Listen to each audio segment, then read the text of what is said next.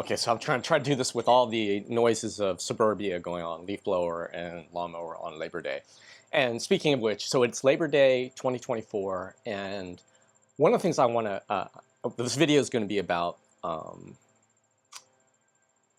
racing, and in particular, racing a high pressure race, specifically a national championship, and more importantly, what it's like right before the gun goes off, or the start line. In my case, since I do track cycling, what I'm going to talk about is the 500 meter men's 50 to 54 U.S. National Championship, and spoiler alert, how I won it for the fourth time in a row. And so one of the things people talk about a lot is the actual racing. You'll see race videos and stuff like that. It's like, that's great and all, but the thing is that and before you even get to that point of racing, you have to mentally prepare for what's about to happen. And one of the great analogies I use is when my dog Soleil was alive. She was fast. She had a border collie mix in her, so she was quick. And you know, when she was a little pup, she would chase after squirrels. And you know, we never thought she'd ever catch a squirrel because they're just so fast. And as fast as she was, a squirrel's faster. But one day, Soleil caught the squirrel. And it was the funniest thing because she had this look on her face. She was like, she had this thing stuck in her mouth.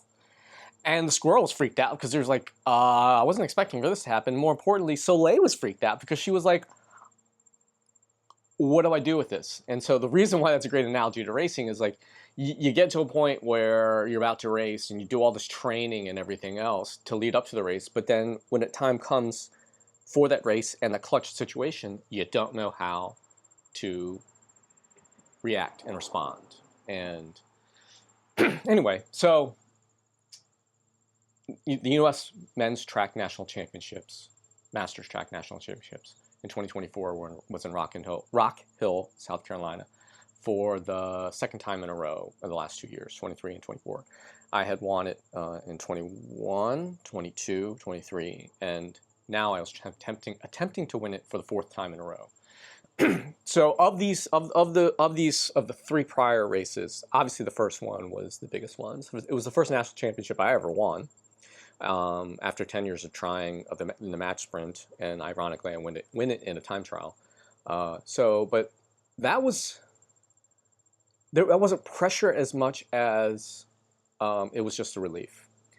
But the pressure actually came on the second one, the second attempt at winning, because anyone that's ever won their first national championship will say this in an individual event, is that you will there's a lot of pressure on the second time because you want to prove to yourself and other people, but prove to yourself that it wasn't a flash in the pan, that you weren't lucky, that you could do this more than once. And so when I got the second one, it was great. And as soon as I was done, my friend Steven, who's a multiple-time national champ, texted me immediately, said, congratulations for getting that done. And I know how much pressure that was to accomplish that the second time in a row.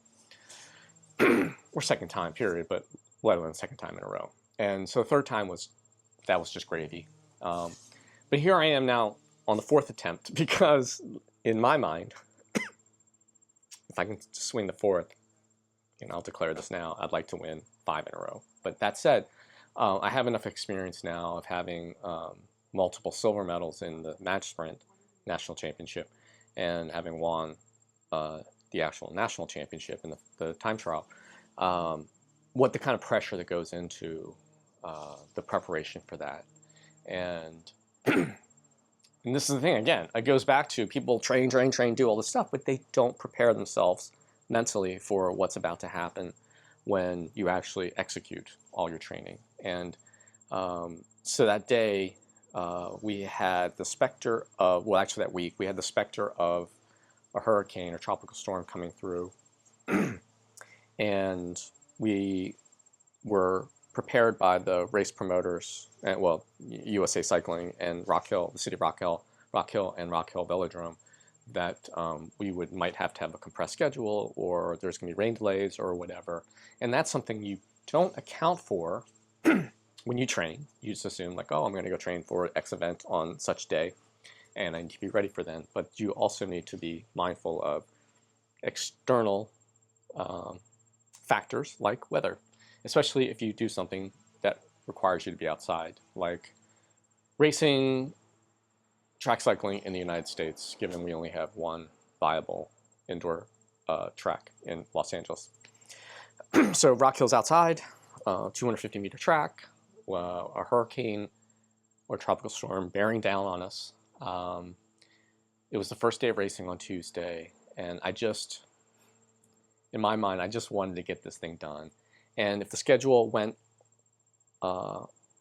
as scheduled, I would be done. My race typically is one of the last ones, my age group. I would be done hopefully by 1 o'clock, and then the rain could come and I wouldn't care, because I was only there that week for that event, because I just wanted to get that fourth one. And more importantly, I wanted to set a great time, but I wanted to get that fourth one. So I knew in my mind, I just needed to get through day one, which was Tuesday, by 1 o'clock, and everything else was going to be great. Everything else was going to be no pressure or whatever. And I was lucky that had happened, like as far as the weather was concerned, because it said like, yeah, it's going to probably rain around 12, but it should be done by 1. And sure enough, when I get into the van, I hop into the van. We're staying in an Airbnb. Hop into the van, 6:30. And also, generally speaking, the racing starts at 9 a.m., irregardless if it's indoor or outdoor. And to get ahead of the storm, they pushed everything up 1 hour. And this is the other thing. This is, you're used to racing always at 9 a.m. for national championship, or at least the day starting, not racing, but the day starting.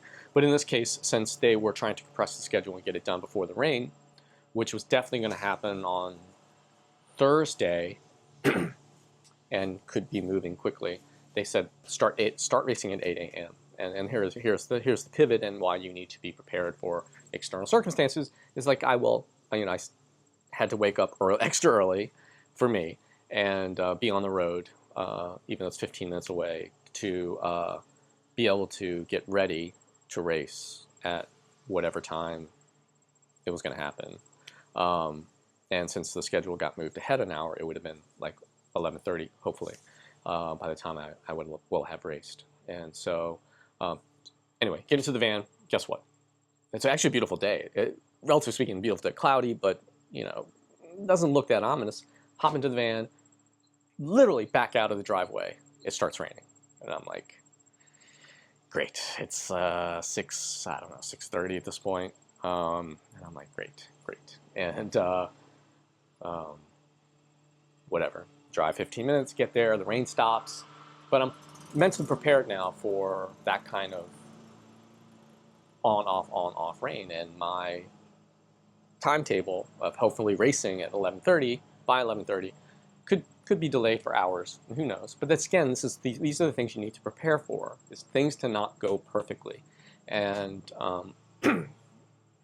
I specifically wanted to warm up in my van and stay away from everyone down in the pit for avoid all of the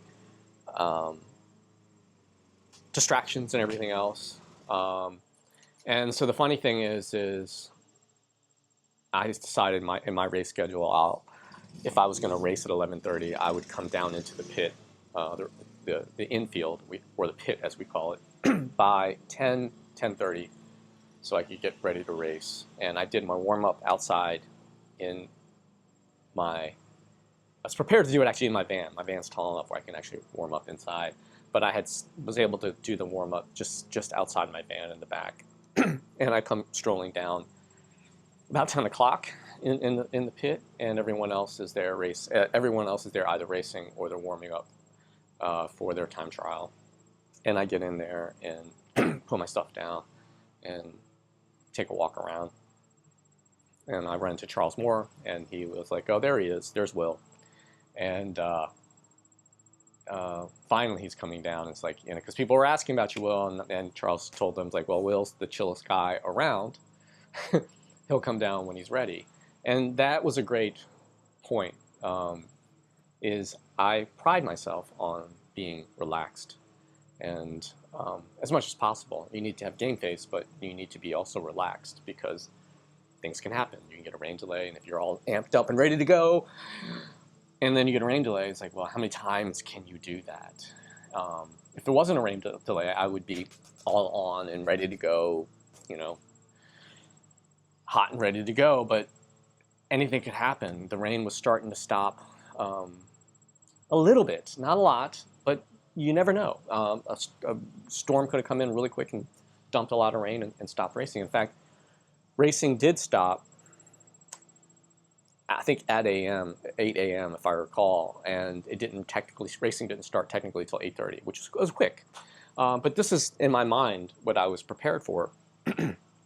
So, but that's just one of these things you need to be mindful of, even if you're racing outdoors or whatever. Generally speaking, road races go off whenever, but in my case, you cannot race when it rains.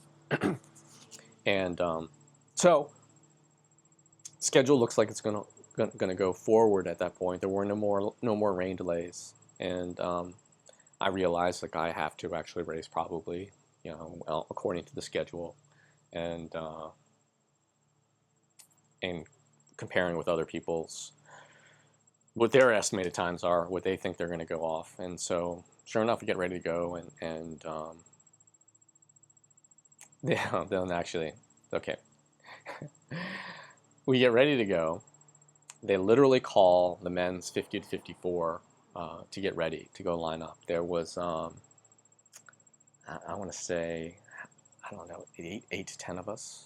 10 of us, yeah, maybe about 5 heats, and put my helmet on, literally hop on my bike and start rolling it, put my leg over the bike, clip in, and just push off to just do a little warm-up lap, and it starts raining, and they literally they call us all off the track, and say, you know, we have to, rain delay. So there was actually 2 rain delays, and that was about 10 a.m., I believe. And we had to wait through that one. But when we finally start to race, again, this is where the warm-up and being relaxed and everything else pays off. Being warmed up enough, but not too much.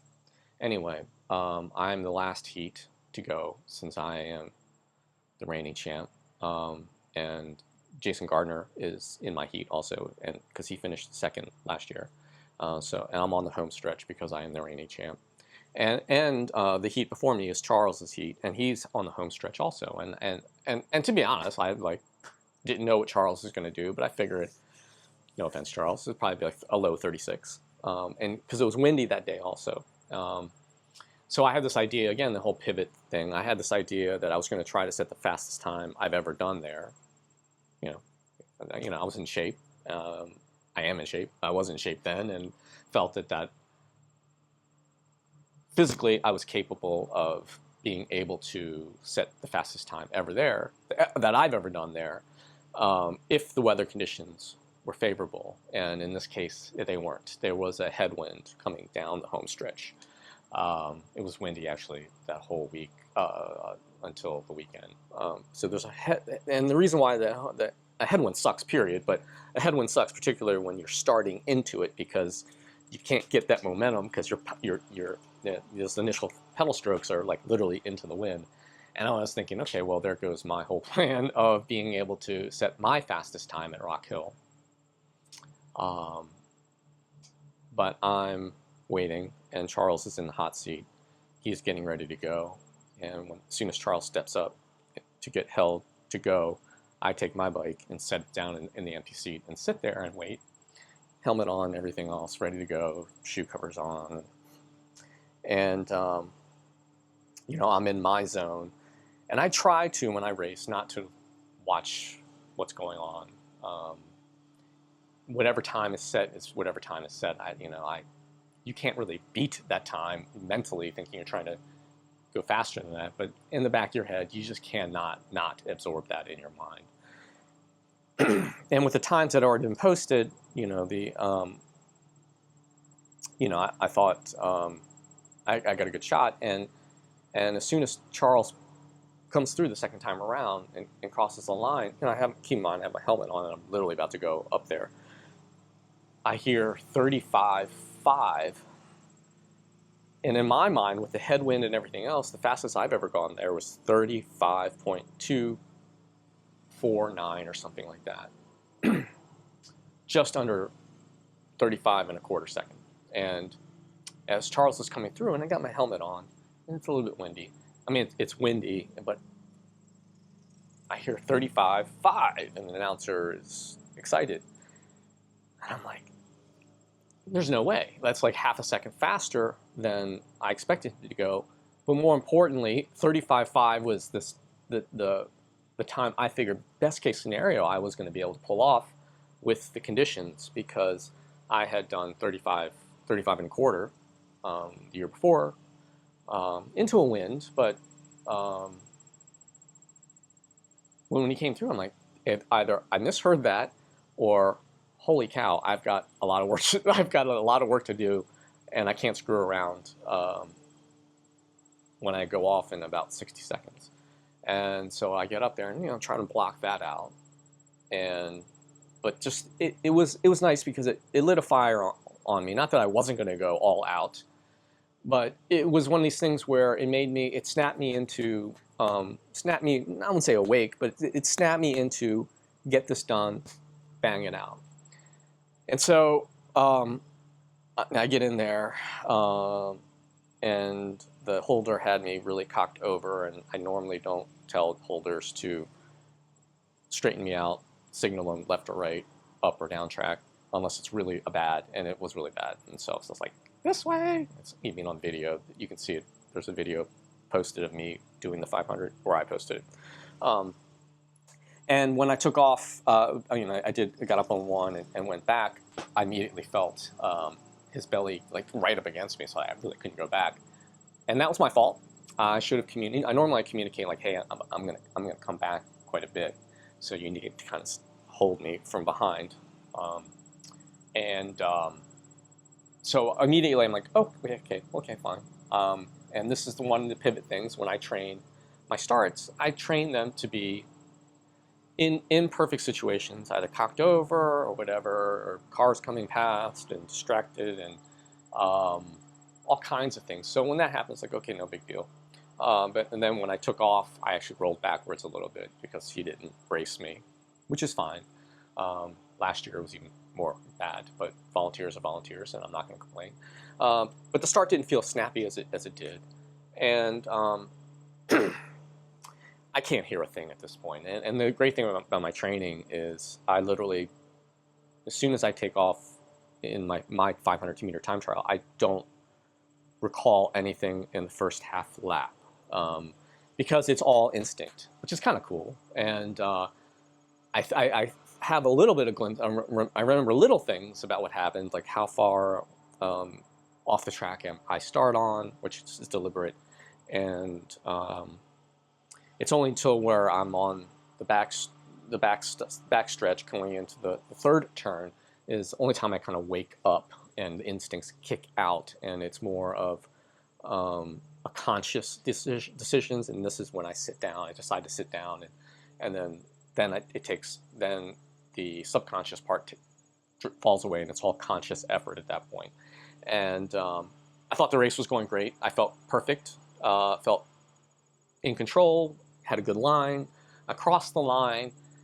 Something in the back of my mind, I'm like, man, I have to beat Charles' time because I want to win. But there was just this feeling in the back of my head, like I might not be able to beat that time. And but more importantly, I tried my best, and I didn't let that specter ruin my effort, if that makes sense. I didn't let that override the effort. And so I crossed the line, and I can't hear anything. And I'm like looking for expressions of people, like, it sucked, Will, sorry, or like, yay. And I'm like literally looking around for my friends and anyone that's like, what was my time? What was it? And sure enough, they told me it was 35.024 or something like that, which was almost a quarter second faster than I had gone the previous year. So I had won with my fastest ever time there and the fastest ever outdoors for me, and I'd won by half a second, which was kind of funny because I thought I was going to lose. 30 to 60 seconds prior for me to starting. And but more importantly, when I got off the track, Charles had told me, like, dude, we were only separated by 1,000th of a second in the first split, which is the first 125 meters, which kind of like, it's like, did I hear that correct? Because normally I'm the fastest guy in the first lap, but the first half lap, I was still the fastest, but just by like the slimmest of margins. And I think that headwind had caused problems. But eventually, as soon as I got past that half lap, I just poured the speed on and just kept on accelerating and gaining time and gaining time and gaining time until it compounded. It was half a second. So in conclusion, that was a great example of not letting too many external factors affect your race, because things aren't going to go perfectly, or at least you need to plan for them to not go perfectly all the way up to when you start to execute things. And track is a different beast because it is such a fine and as controlled race experience as you're going to have, especially in time trials. But that said, the margins are so slim, and you can lose by 1,000th of a second, which is, if you know how slim of a time margin that is, it's inconceivable. And keep in mind, the Paris Olympics were going on at this point, and you're hearing like, oh, they won, Noah won by 0.005 seconds, 5,000th of a second, or 8,000th of a second, which is even more than 5,000th of a second. And you see the photo finish of him leaning forward,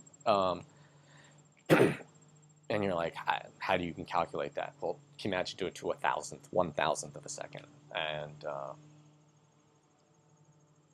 that is slim margins, and you have to just do your best with the situation. And that's why all these external factors, the weather, like the wind, the rain, the delays, mentally, thinking, oh, good Lord, there's no way I'm going to beat that time. Bad start, bad holding a poor line, whatever. But having a game plan, a loose game plan, and executing it and making the best of the situation, making lemonade out of lemons is your only hope. But you have to prepare mentally for stuff to go wrong, or go wrong in this case. Anyway, thanks for watching a long rambling video of me talking, but I appreciate it. And I'll do one on the match sprint. The match sprint was totally fun. It's kind of even longer than this. And I'll do one on the team sprint. Yeah, so thanks for watching.